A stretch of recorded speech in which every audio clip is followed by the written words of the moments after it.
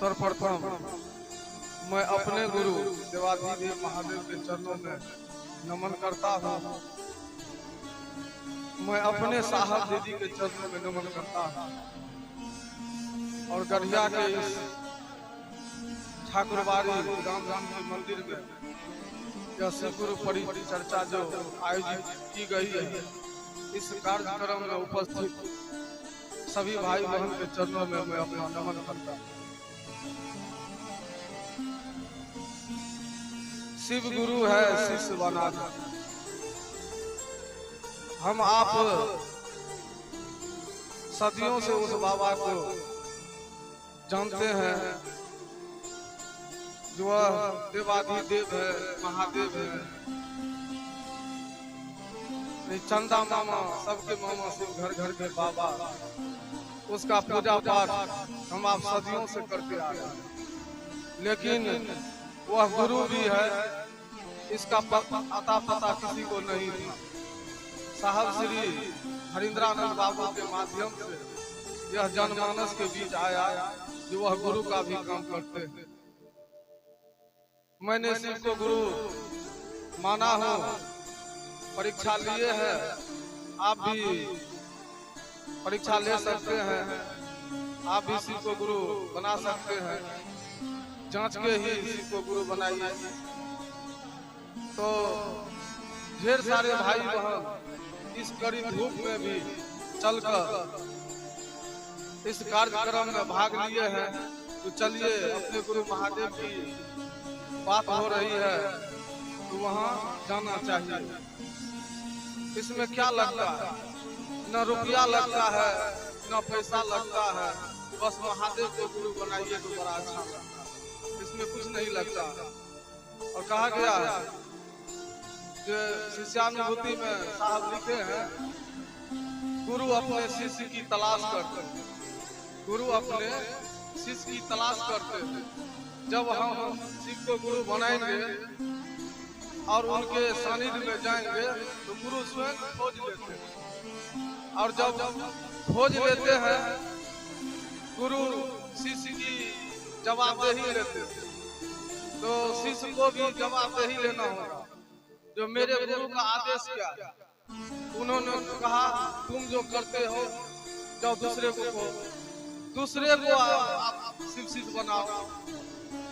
साहब ने कहा मैंने दूसरों के दिल में शिव को जगाने का संकल्प लिया था, अब वह दायित्व आपको दे रहा है। आप भी दूसरे के दिल में शिव को जगाइए।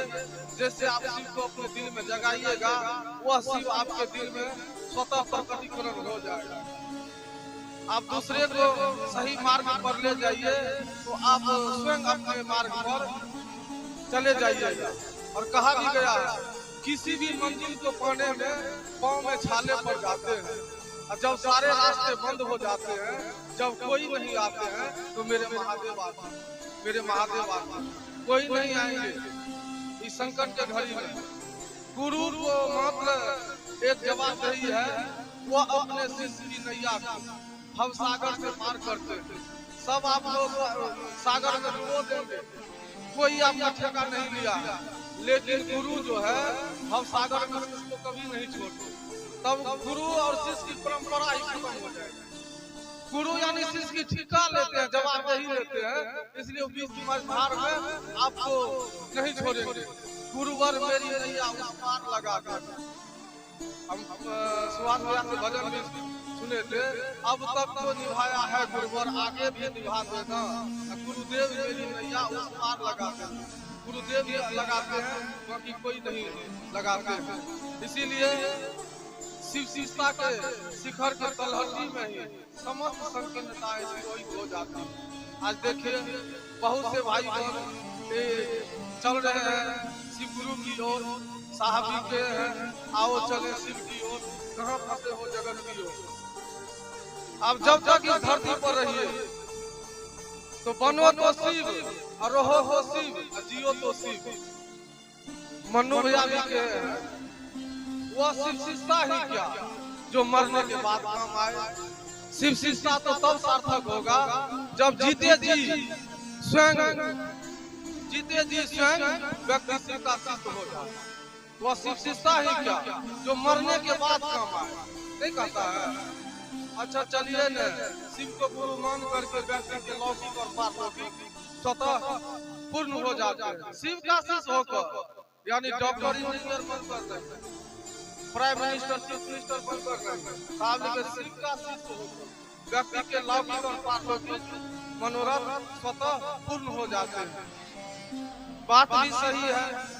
बहुत से भाई बहन इस दिशा में चलते हैं और उसको परिणाम आया है। नहीं तो क्या जरूरत है, अभी गेहूं कटाई का चल रहा है, कोई भूसा धो रहा है, कोई गेहूं काट रहा है, कोई गेहूं का बोझा ढो रहा है।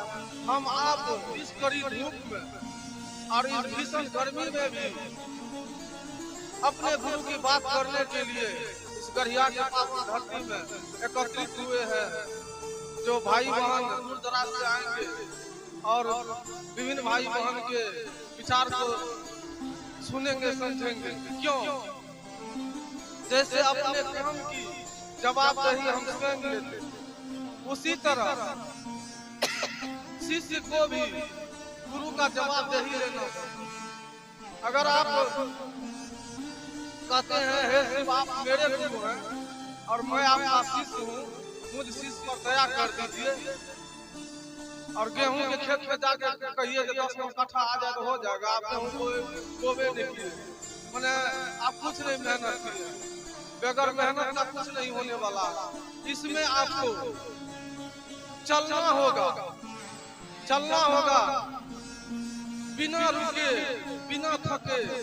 आपको शिव की बात करनी होगी, एक दूसरे को जोड़ना होगा, तब हमारा आपका यह मानव जीवन में जो हम आए हैं यह सार्थक होगा और सिद्ध होगा।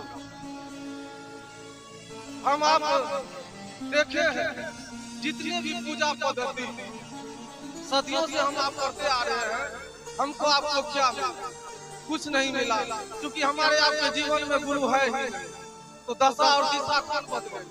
कैसे पूजा किया जाता है, कैसे पाठ किया जाता है, या कौन सिखाएगा? या गुरु सिखाते हैं, या आपको गुरु सिखाएंगे। क्योंकि गुरु से आया हुआ ज्ञान जीवन जीने की कला सिखलाती है। गुरु से आया हुआ ज्ञान जीवन जीने की कला सिखलाती है।